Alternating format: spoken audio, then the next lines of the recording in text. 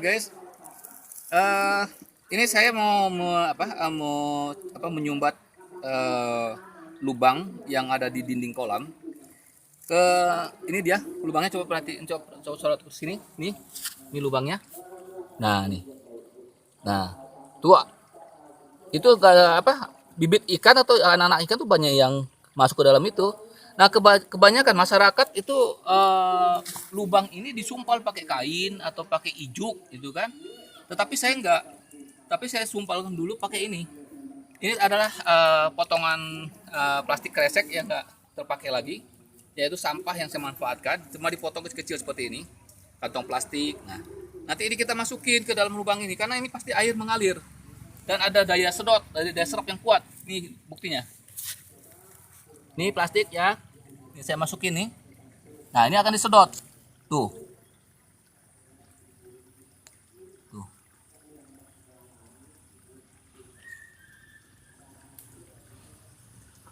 Oh.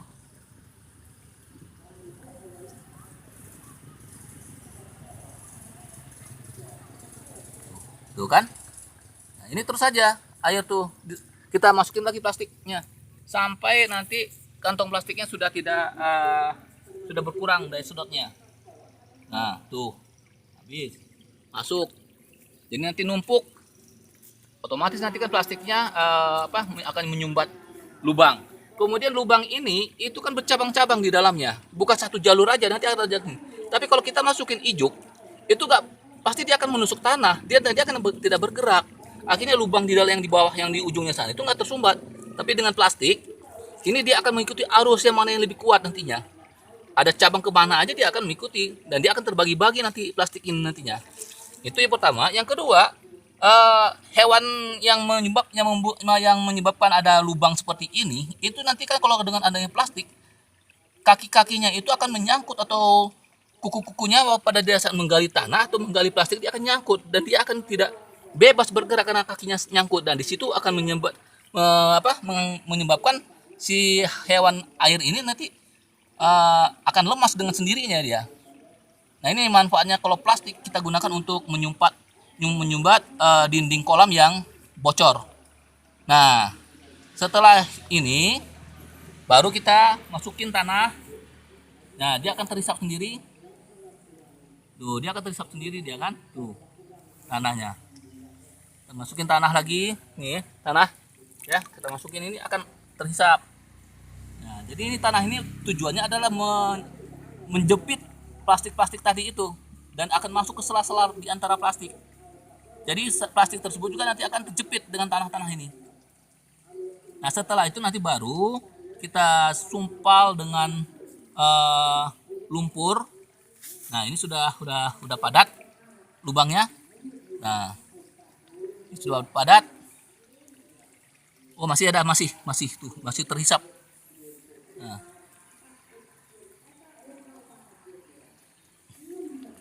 ini kita ulang-ulang terus, masukin tanah, masukin lagi plastik, masukin terus saja berulang kita lakukan. Lalu kita ambil tanah liat ini tanah liat dari dasar kolam saya ambil tadi ini, lalu diaduk dengan semen tanpa menggunakan air, diaduk aja sampai rata. Nah, ini sampai rata warnanya. Nah, kalau untuk mengetahui ini sudah merata semennya, kita gumpal dulu, lalu kita belah. Nah, kalau warnanya sudah merata, artinya semen yang bercampur dengan tanah liat ini sudah rata. Nah, kemudian ini kita sumpal. Nah, kalau adukan semen dengan pasir, itu nanti begitu kena air, dia akan buyar lah istilahnya kan. Nah, tapi kalau seandainya tanah liat, kita campur dengan semen, dia kena tanah, kena air nggak apa-apa, dia nggak akan buyar dia. Nih contohnya ini, kita masukin. Nah, ini kan tidak buyar dia, masih utuh, bulat. Nah, kita sumpal aja ini lubangnya dengan ini. Nanti kan lama-lama keras nih tanah liat ini di dalamnya itu.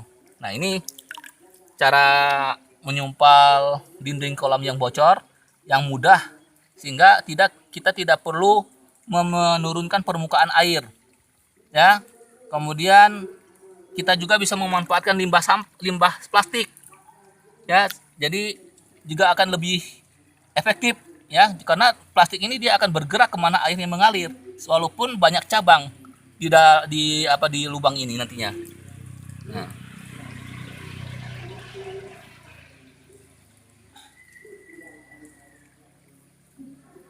Nah, demikian ya cara mengatasi atau cara menyumpal lubang-lubang yang terdapat di dalam di dinding kolam ikan, karena ini akan berdampak anak-anak ikan itu akan terbawa oleh arus air ya. Mudah-mudahan ini bermanfaat ya, dan selamat mencoba. Terima kasih.